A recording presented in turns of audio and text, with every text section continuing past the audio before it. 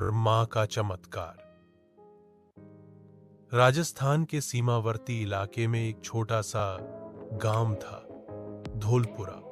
वहां की जिंदगी कठिन थी।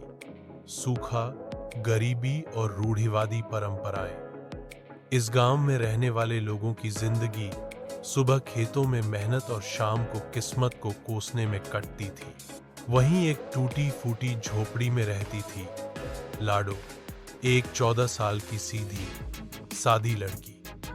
उसका चेहरा सांवला था, कपड़े साधारण, मगर उसकी आंखों में एक अजीब सी चमक थी, भक्ति की चमक। उसके पिता हीरालाल गांव के मोची थे। मां कमला दूसरों के घरों में काम करती थी। बहुत ही गरीब परिवार था, मगर लाडो के संस्कार अमीर थे, क्योंकि मां ने उसे सिखाया था, बेटी, भगवान का नाम कभी छोटा नहीं होता। मां दुर्गा सब देखती है।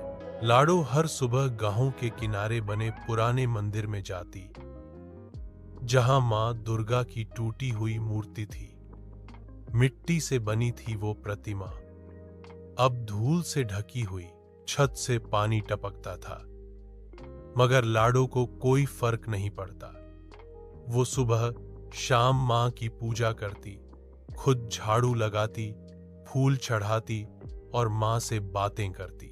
गांव के लोग अक्सर उसका मजाक उड़ाते, इस गरीब की बेटी मां को क्या देगी?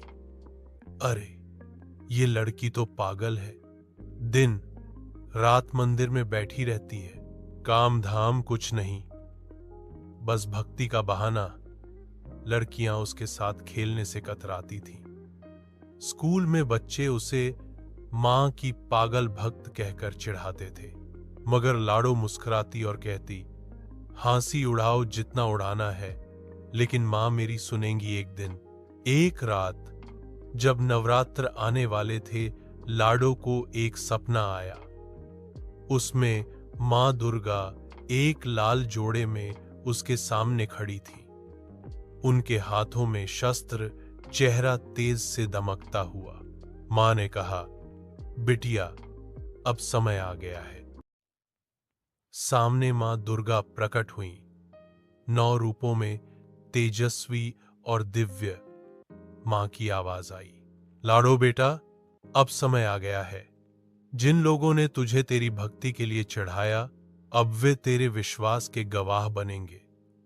नवदुर्गा आरंभ हो रहे हैं, उपवास रख और मेरा आह्वान कर, चमत्कार घटित होगा। लाडो की आंख खुली, पर उसका मन अब भी मां की उपस्थिति से भरा हुआ था। उसने बिना किसी संदेह के प्रण लिया, इस बार मैं पूरे 9 दिन उपवास करूंगी, मां की सेवा करूंगी। गांव में सभी हंसी उड़ाते रहे, देखो, फिर से उपवास पर लग गई पगली। भक्ति से कुछ नहीं होता, पेट भरने के लिए मेहनत चाहिए। पर लाडो न डरी न टूटी। उसने अपने आंगन में एक छोटी सी चौकी लगाई, मां की तस्वीर रखी और खुद बनाया पूजा का दीपक। दिन भर उपवास रखा, शाम को मां का भजन गाया। रात में फिर वही सपना। मां बोली, लाडो, तेरी तपस्या से प्रसन्न हूं, कल तुझे मेरी कृपा का पहला संकेत मिलेगा। सुबह जब लाडो जागी तो देखा कि उसके आंगन में एक घायल गाय पड़ी है। गांव वाले चुप थे, मरने दो इसे, कौन झंझट में पड़े। पर लाडो ने मां को याद कर गाय की सेवा शुरू की।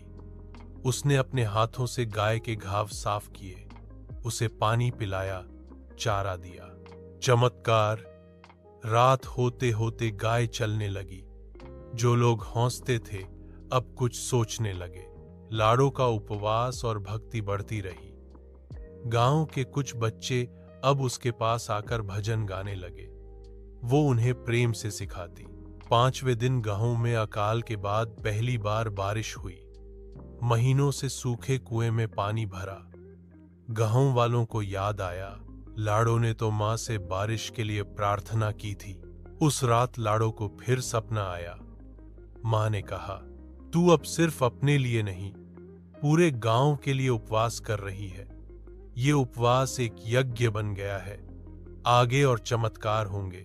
गांव की सबसे अमीर महिला ललिता देवी, जो लाड़ो को हमेशा ताने मारती थी, बीमार हो गई। दवा काम नहीं कर रही थी। उनके बेटे ने लाड़ो से प्रार्थना की, लाड़ो बहन, मां के लिए प्रार्थना करो। लाड़ो ने पूजा की, मां दुर्गा को याद किया। सुबह चमत्कार हुआ। ललिता देवी ठीक हो गईं। अब उन्होंने लाड़ो के लिए अपने आंगन में फूलों की माला सजवाई। पूरा गांव अब लाड़ो के आंगन में जमा था। पहले जहां उसे पगली, भोली कहा जाता था, अब सब उसे मां की दूत कह रहे थे। लाड़ो ने अंतिम दिन का व्रत रखा। उसने मां का विशाल भजन करवाया, जिसमें गांव के हर व्यक्ति ने भाग लिया। रात को पूजा के अंत में जब लाड़ो ने आंखें बंद कीं और मां से आशीर्वाद मांगा, तो एक तेज प्रकाश फिर फैला। लाड़ो के सिर के ऊपर मां दुर्गा की ज्योति प्रकट हुई। सबने देखा। ललिता देवी बोल उठी, हमने इसे पागल समझा था, पर ये तो मां की भक्त नहीं, मां का अवतार है। अब लाड़ो को कोई नहीं चढ़ाता। गांव में एक मंदिर बना, जिसका नाम रखा गया लाड़ो माता मंदिर। हर साल वहां नवरात्रि महोत्सव होता है, जिसमें दूर दूर से लोग आते हैं। लाड़ो अब भी वैसी ही है, शांत, विनम्र, मां की सच्ची भक्त। लेकिन अब उसके भक्ति के सामने पूरी दुनिया नतमस्तक है।